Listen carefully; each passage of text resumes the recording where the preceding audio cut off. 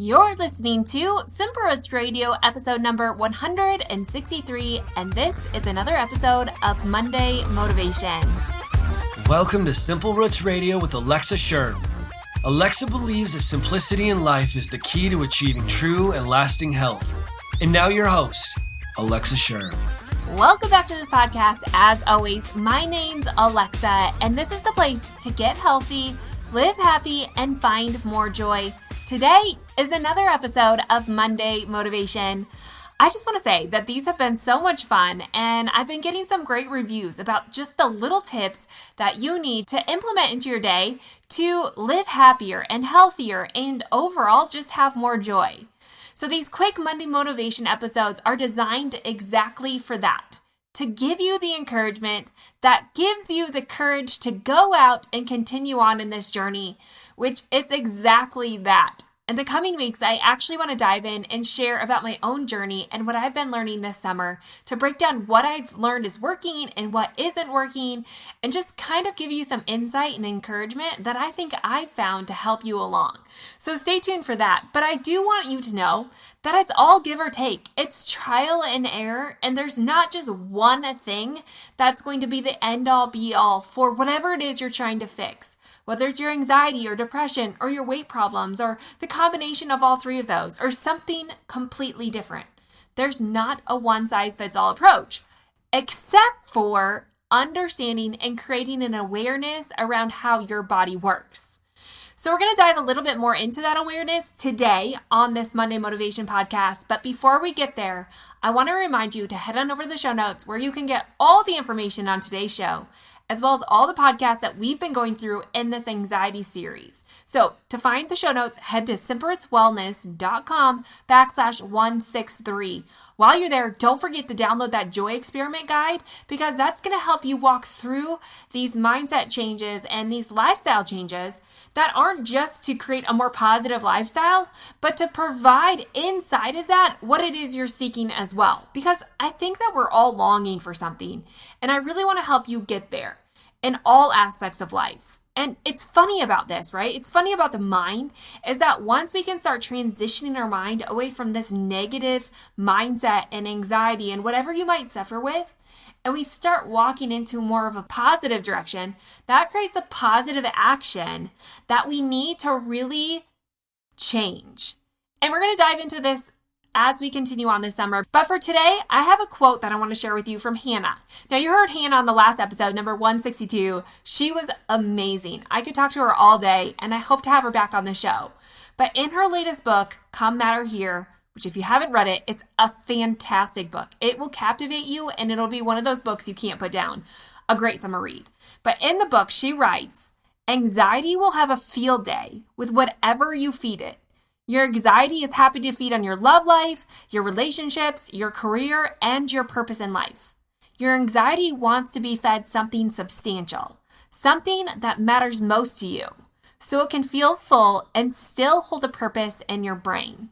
Again, that's Hannah Brencher's words from Come Matter Here. And I just feel like they hit home so hard that anxiety wants to feed on something substantial. And that it does. Like, we can have worries about little minute things, about how we're going to get the kids to practice or how we're going to maybe end our day or whatever it is, right? But it's these bigger life situations that tend to suck us in and just threaten to devour us in anxiety and worry. And I'm no stranger to this. But I just love the quote because I think that what we fail to do as a society is to define anxiety in a way that it brings it to light. And I think when we can bring anxiety to light, it starts to lose its power. Like if we can call anxiety by its name, we can recognize it, then we can start to learn ways to defeat it. Like anxiety doesn't want us to know what the trigger it is. It wants to lay low in our life, to suck us dry, but without us really understanding the source. Yeah, we might understand that we're really anxious about finances or our work life, or maybe our marriage is failing or whatever it is. Like there are so many anxieties, and I know health anxieties are a very real thing, right? People are constantly worried about getting cancer, or if you look up something on Google, of course it's going to tell you you're dying, right? Like that's what it does.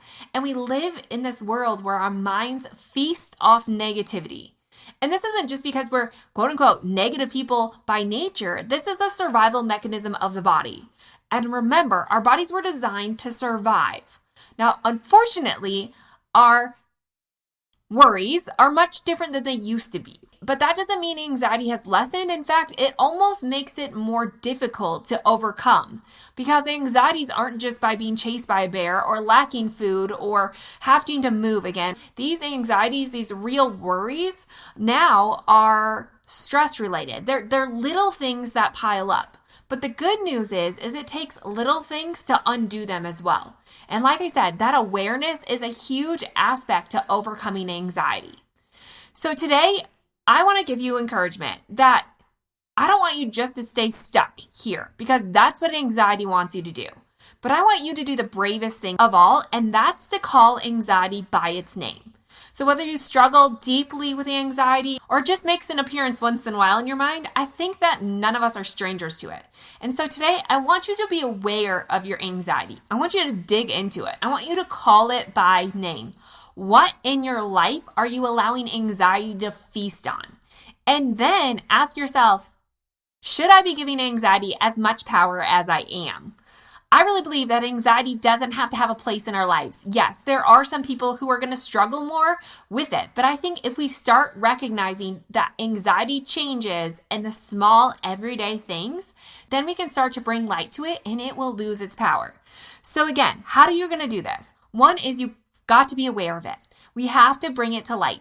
Calling your anxiety by name, recognizing it as the day goes on, and maybe even writing it down. So you can start to pick up on triggers. You can start to see themes, because a lot of us struggle with anxiety with one certain theme.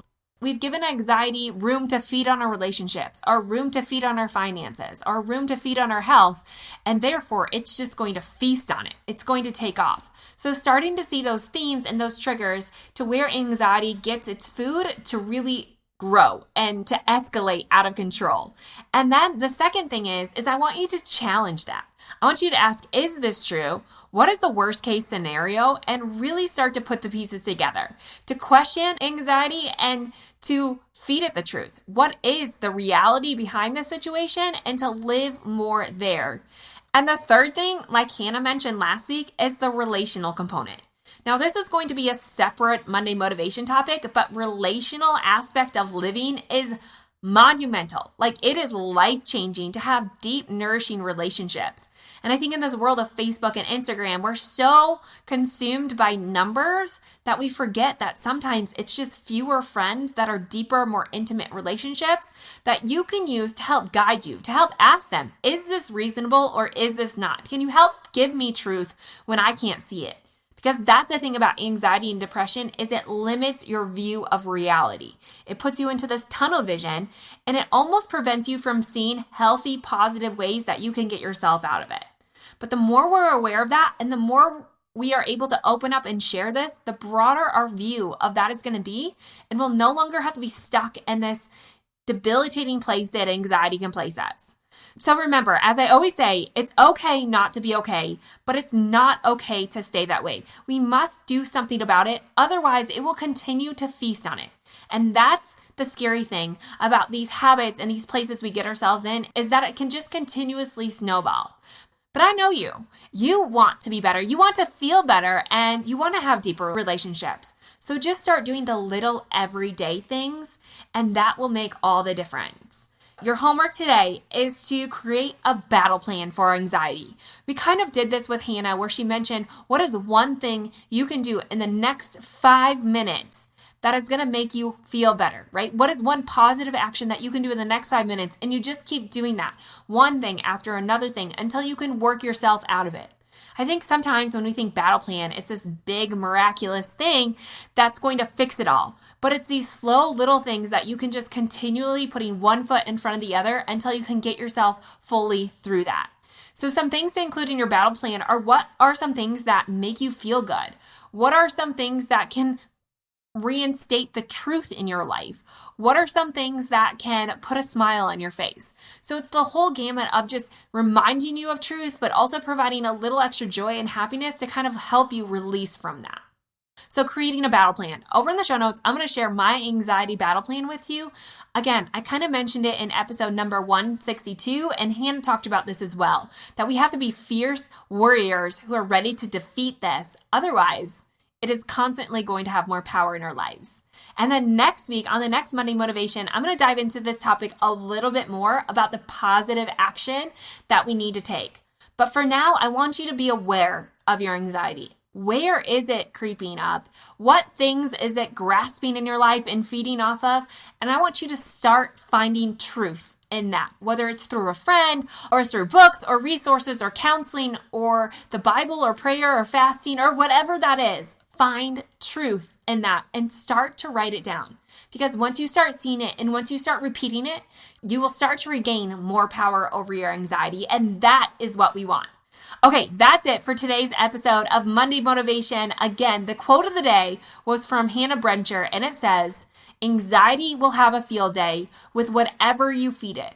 Your anxiety is happy to feed on your love life, your relationships, your career, and your purpose in life. Your anxiety wants to be fed something substantial, something that matters most to you, so it can feel full and still hold a purpose in your brain." You've got to check out the book, Come Matter Here. It is so good. I'll make sure and link it in the show notes, as well as your action step for today's podcast, episode number 163. Thank you so much for tuning in to another episode of Monday Motivation. Have a great Monday. You're going to crush it, and I will see you back here on Wednesday.